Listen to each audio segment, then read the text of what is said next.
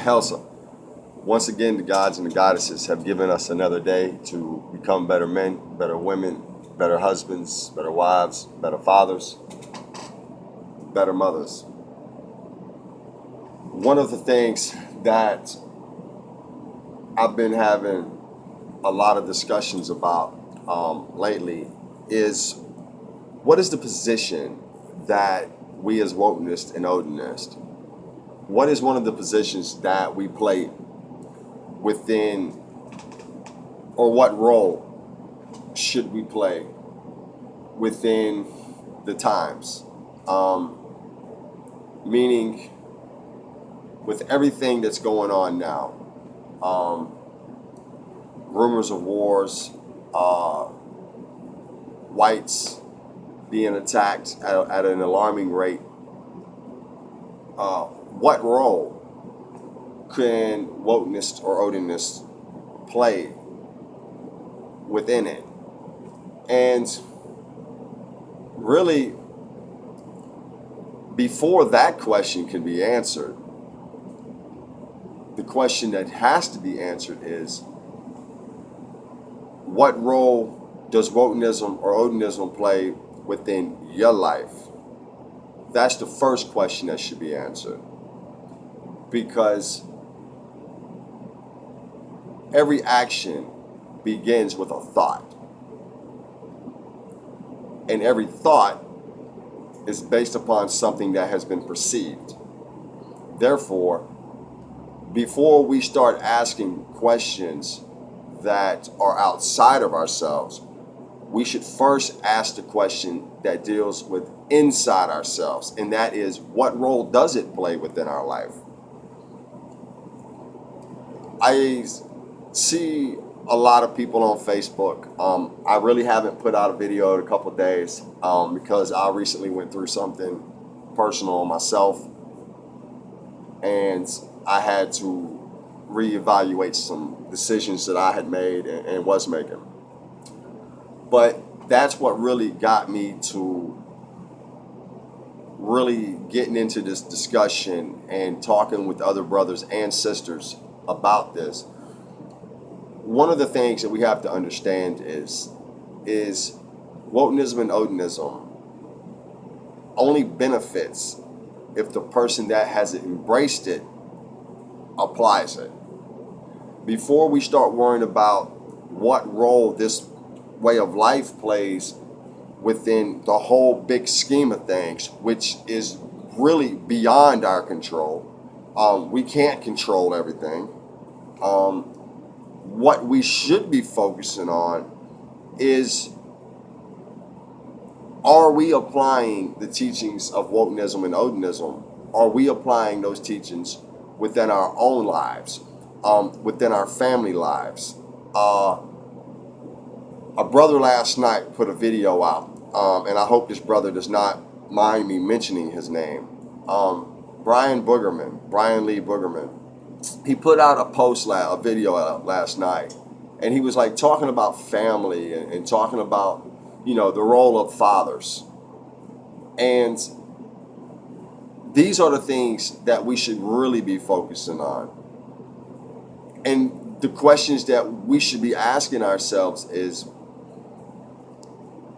are the 9 noble virtues, are these reflected within our actions when we talk? Are we speaking truthfully? Do we talk with a sense of enlightenment or education? Are we self-reliant? Do we get out there and hold our jobs down? Do we get out there and provide for our families? Do we do these things? Are we self-reliant? Because a part of being self-reliant isn't just that individual holds the job, but a part of self-reliance is that those people whom he has took under his care, is he providing for them? Are we men and women of honor? Do we hold ourselves to a high standard? These are the questions that we should be asking ourselves. And one of the major things that I see is a lot of the posts that I see on Facebook are really posts that are unbecoming of Odinist, wokenist. You know, before you ask the question of what role does wokenism and Odinism play within the world, first ask yourself, are you setting an example for the right example for the world to see? And before the world can see it, you have to see it. Your family has to see it. The people around you have to see it. Wokenism and Odinism, it's like a spark. And from that spark creates a flame. And wokenism, Odinism, our race, it's the exact same principle. Is that first there's the spark, then there's the flame. And each one of us who travel the path of wokenism or Odinism, and we are really applying and setting the right examples, each one of us puts a log upon that flame. And the more of us that do it, the bigger the flame. And eventually, the heat expands and more people benefit from the heat. So our role starts at home. Our role starts within ourselves. And one of the things that we really have to understand is we need to stop trying to control things that we can't control. We can't control what other members of our race do. We can't control that. And to even begin to try to control it is so far out of mental reach that in many cases it breaks the individual down. It makes us more frustrated. You know, we watch the news, read the newspapers, see the Facebook post, and we get so frustrated because our race is not doing what they're supposed to do. But the whole time, what we were forgetting is that our role is not to save our race. Our role is to reach out to the people that are around us. Build that solid foundation. This is one of the reasons why a lot of tribes are established, because a group of like-minded men come together and they realize they can't control everything outside of themselves. So what they do is they build something within that they can control. And then from that, they can expand. But they're still able to control it. So I think before we start worrying about what we can do for the world, we should first worry about what are we doing for our own little microcosm that we live in, means ourselves, our families. And then make sure that we're examples of that. Make sure that when you say you believe in the 14 words, we must secure the existence of our people and a future for white children. The beauty of the white Aryan woman must not perish from the earth. Before you start pushing that, make sure you are an example of that. Make sure that you're not putting out memes and posts that degrade our women. Or if you're a sister, make sure you're not putting out memes and posts that degrade white men.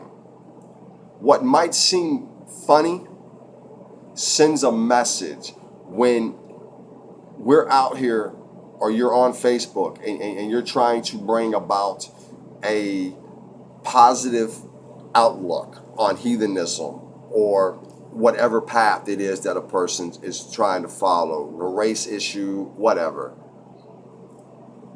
One minute you can say that you love your white men or you love your white women, and then you put a meme out that shows them in sexual acts with each other. This isn't a positive outlook. All this shows is that we have become no different than the people that we're trying to fight against, because we're following in their footsteps. And then 9 times out of 10, the picture that you're showing, these aren't heathens anyway. So let us learn to control those things first. And let us not get caught up on trying to control what other groups do. They're going to do what they do. And other groups might not have the same goal that you have. Your method might not work for that group. That group's method might not work for you. And that even goes on an individual level. There are some people who will join tribes and kindreds, and then there are some people that won't. One is not better than the other. The only difference is that one chose the path that would work for him, and the others chose the path that would work for them. But the funny thing about it is that the solo practitioner and the tribalist, they can work together. And in many cases, you won't even know that solo practitioner isn't even a part of that tribe. So let us begin to control the things within our own lives. Let us begin to put wokenism and Odinism into practice, not just words. And one of the best ways to do that is get off Facebook. Take a break from Facebook for a while and just enjoy being around other heathens, other wokenists, other Odinists. You'll find out that the beauty of wokenism and Odinism is not on Facebook. The beauty of Odinism and wokenism is brothers and sisters coming together, meeting face to face, and building a lasting bond. So my positive thought for today is, don't worry about what wokenism and Odinism has to do with the world more than what it has to do with you in your own life. With that, Helsa, Hail my tribe gallows tree. As always, hold that heathen hammer high, but hold it high with the best of examples. Helsa.